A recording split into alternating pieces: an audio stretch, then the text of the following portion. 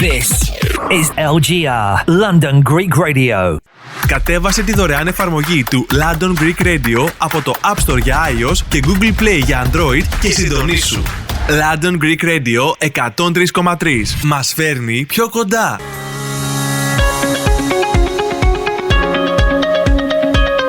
This is LGR. I'm Vasoula Christodoulou, and today we are focusing on something that affects millions of households across the UK: financial resilience. Even though inflation has eased, and we often hear that the worst of the cost of living crisis is behind us, a new report from Royal London suggests that many people are still living very close to the edge financially. And to help us understand what this really means in practical terms, we're joined by Sarah Pennells, consumer finance specialist at Royal London and author of the Financial Resilience Report 2026. Sarah, welcome to London Greek Radio, and thank you for joining us. Thank you very much for having me. Pleasure. Now, if we start with the overall picture, Sarah, what does this year's Financial Resilience Report tell us about how well the UK has really recovered from the cost of living crisis? Well, the short answer is that actually we're not recovering that well. So some people are doing better, and we are seeing that more people are telling us they have money left over at the end of the month once they've paid their bills and for food and things like that. And the overall average level that people have in cash savings has improved compared to a year ago. But the recovery is very uneven. So almost half of adults in the UK that say that higher living costs have affected them in the last year. And I think one finding that was quite concerning is that 1 in 4, which works out at 14 million adults, say it will take them 3 years or more to recover from the cost of living crisis. And I think we'd hoped that people's financial resilience would be a little bit stronger than the research shows us it is. So, I mean, I can see in the report that one of the most striking findings is that around 35% of employees are classed as financially fragile. I mean, why are so many people still struggling financially, even when they are in work, Sarah? I think that employment doesn't really guarantee financial resilience. So, and by resilience, I mean, the ability to withstand a financial shock, whether that's an unexpected bill or, illness or losing your job. Now, we've created this sort of barometer to really drill down into how different groups within the UK are doing. So you mentioned that over a third of employees are in this financially fragile category, which is the lowest category. Now, of course, some of those could be working part-time or on 0 hours contracts, but it's absolutely not the case that everybody is. Some employees with a reasonable income are still finding themselves in a situation where they haven't got cash savings, they don't have money left over at the end of the month. And for them, one small bill could be quite significant in terms of the effect on their finances. So what does that tell us about, how do we manage our finances, or is it the situation? Do you have any tips how to help, like to have perhaps a bit of money on the side? I think it is a mixture. So for some people, they just have enough money coming in, and it's very difficult for them to think about the longer term. But we are finding quite a number of people with a healthy income are still not in a financially resilient position that perhaps they could be. And they are quite vulnerable still to those life shocks and changes in life events that sadly happen all too often. I mean, the good news is there are small steps that most people can take which will make a difference. So I divide it into this sort of 3 areas. Firstly, see if you can increase your income, the money coming in, whether that's doing overtime, taking a second job, doing a side hustle, claiming state benefits if you're entitled to them, even things like tracking down savings, lost pensions and so on. Every little can help. And then secondly, looking at the money you're spending on the necessities, so things like energy bill, water, broadband and so on. and thinking about whether you can get a better deal, spend less on those. There are some tariffs which we know millions of people lose out on, which can save you a lot of money as well. And then thirdly, looking at the money that isn't spent on the things that you have to buy. So, I'm not a member of the fun police saying nobody can have any treats, but sometimes, people money slips through their fingers and they are spending more than really they are comfortable doing. So ask yourself whether you need it, whether you can afford it.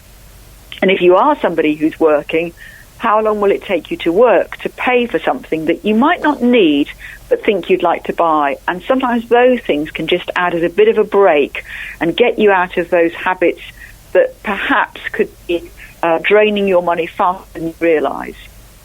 Mm-hmm. And also we have the unexpected situations in life, like a death or a serious illness or divorce. So we always have to be prepared, as much as we can, of course. I mean, how can this affect someone's life, even the psychology? Because if you lose a loved one, obviously you might not be able to go to work straight away. Yeah, so a lot of the life events that you've mentioned, they have a huge emotional impact as well as potentially a financial one.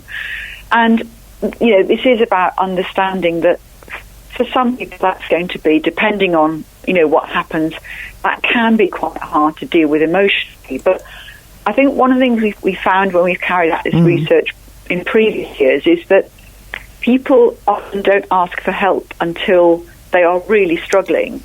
And I think it's because, most of us are quite proud and maybe want to be able to sort out our own problems.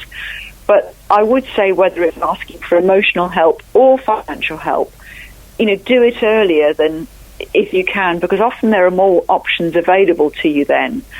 And for those people who aren't going through that financial, or emotional or life shock, it is it's difficult to think about those things happening in your life, but unfortunately, life can take an unexpected turn really without little warning. So it is actually talking through, if you have a partner, what would we do if one of us couldn't work because we were ill?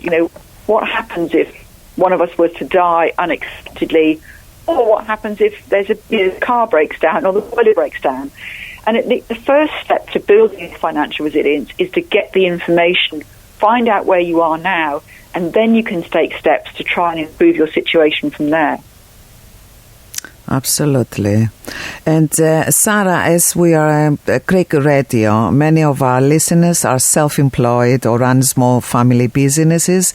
Does your research suggest that self-employed people face different financial challenges, and is there anything they should be doing differently to improve their financial resilience?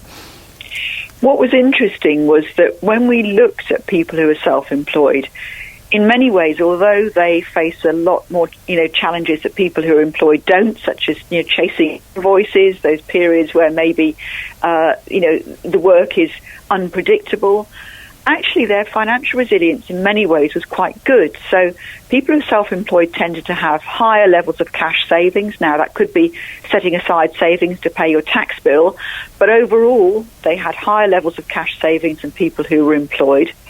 They also were much more positive about their own ability to deal with their finances and how they felt. So they were less likely to feel anxious about their day-to-day finances, more likely to feel like they could make the decisions. So I think for anybody who hasn't been self-employed, and I spent most of my life being self-employed, so I know what it's like, there's no doubt that if you work for yourself, then, the buck stops with you, and that can be quite a lonely place financially, I think, sometimes. But our research showed that people who do work for themselves were often thinking about what's down the road in a way that maybe people who were employed weren't, because they had got used to the fact they were getting their income every week or month sort of without fail.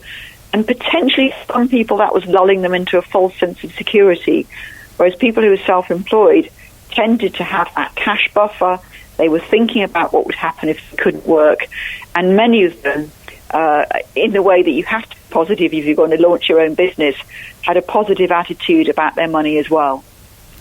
That makes sense actually, because I guess they feel like I mustn't reach the point where I can't cope or I can lose my business, because they are used to, they are accustomed to a certain type of life, so they are worrying more to lose that style of life. The only thing is, if business doesn't go well, it's harder, I think, to look for a job.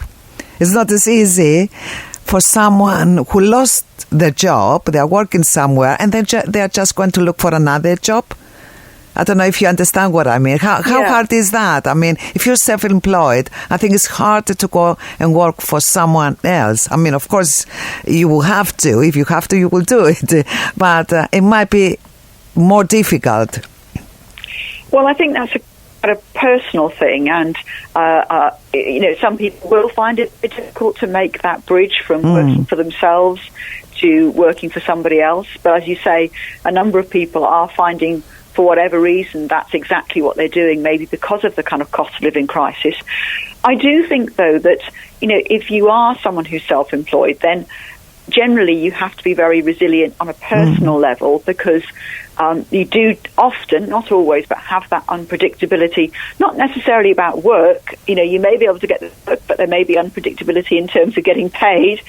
And so I think there is a slightly different mindset, and certainly in our research, did find that people who are self-employed scored higher on the kind of questions where we asked them how they felt about finances, and they did because, there is that element of unpredictability. They'd already built up a higher level of cash savings, which is really positive. So I think, yes, there are definitely challenges for people who are self-employed that those who have a job don't face. But overall, a lot of people who work for themselves were very resilient, both in terms of how they approach their job, but also how they approach work, but also their finances already, which is a really positive thing. Excellent. Yeah, that's very interesting. And finally, Sarah, if there is one key takeaway from this year's report that you would like listeners to remember, what will it be? I think it's about thinking beyond the day-to-day spending. So, yes, obviously you've got to work out how you can pay and how you can save money on your day-to-day spending, but think about what happens if you are unable to work, unable to do your job, unable to run your business. And definitely, although lots of people who have their own business love what they do and don't necessarily see themselves retiring, but you may decide that you don't want to work at the same level. So what kind of life do you want once you stop working, and how will you pay for it? Thank you, Sarah. Thank you so much for joining us today on London Greek Radio and for sharing these important insights. Thank you. Thank you for having me. Have a good day. Thank you. That was Sarah Pennells, Consumer Finance Specialist at Royal London. I'm Vasoula Christodoulou, and this is London Greek Radio.